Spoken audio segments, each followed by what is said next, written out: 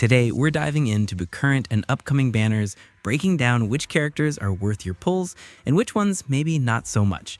I'll also be touching on their weapons. Right now, Phase 1 includes Phrolova and Roccia, and Phase 2 brings in Brant and Cantarella. Starting with Lupa, she's currently the best fusion buffer available. Her personal damage is solid for a sub-DPS, and she's incredibly easy to use. Minimal field time, straightforward rotation, it doesn't get more beginner-friendly than that. Plus, Sanua is on the same banner, and that's a top-tier 4-star. Before going on further, please give a moment to like and subscribe to Gotcha Soul. But the catch is, Lupa really needs to be in a full fusion team to shine. Without one, her effectiveness drops quite a bit. Unless there's a plan to pull for Brant next patch, it might be better to hold off. Brant is the only fusion healer, and arguably more critical to a fusion team than Changli, the fusion DPS. DPS roles like Changli can be flexed, replaced by Encore, Chisha, or others, but Brant's role is unique. As for Lupa's weapon, it's helpful but not essential.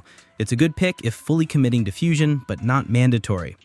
Now looking at Brant, if Lupa is already in the roster, then pulling him is a no-brainer.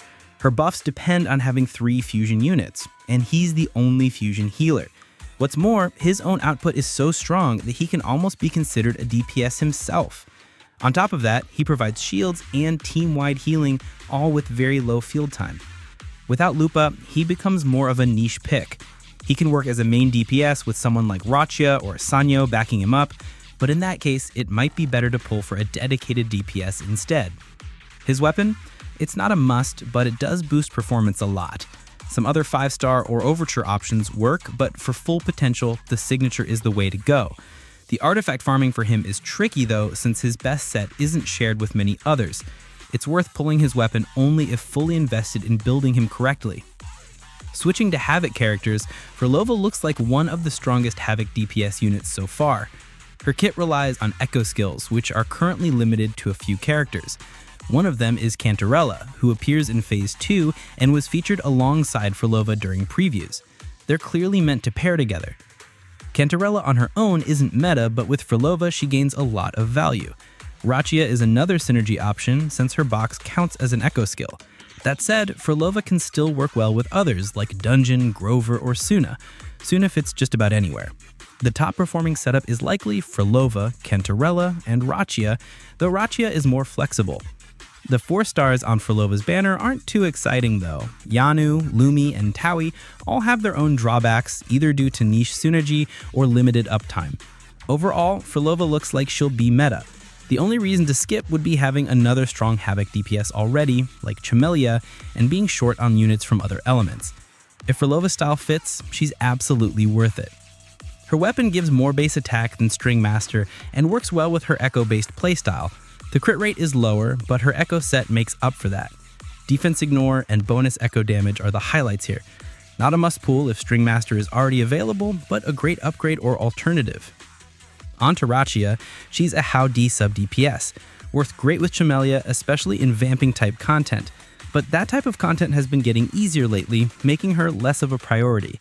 Sanua, who's a 4-star, delivers comparable value and needs even less field time. Roccia is also kind of annoying to build. She needs 70% crit rate, but her internal stat boosts give crit damage instead. Without her signature weapon, reaching that rate is tough.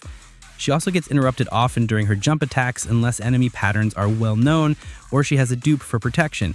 It's best to wait and see if she becomes crucial to Phrolova's teams before committing. Her weapon isn't worth it either. It doesn't stand out much even on her and isn't useful for many other characters. Finally, there's Cantarella. She heals, triggers coordinate attacks, and slows enemies. Right now, she doesn't have a key place outside of specific teams, especially Phrolova's or Jinchi's. If Phrolova ends up needing her to function optimally, that's when she'll matter. Her 4-star Penner lineup, however, is very solid. Dungeon offers flexibility as DPS or support, Yang Yang has strong grouping utility, and Mortefi provides consistent off-field damage. The best move is to wait until Phrolova releases and watch how much she depends on Cantarella. If it turns out they're a must-have combo, then go for it. Otherwise, it's safe to pass. That's the full breakdown. If unsure, waiting until the second week of banners is always a safe bet. By then, more info about the next patch is usually out and decisions become easier.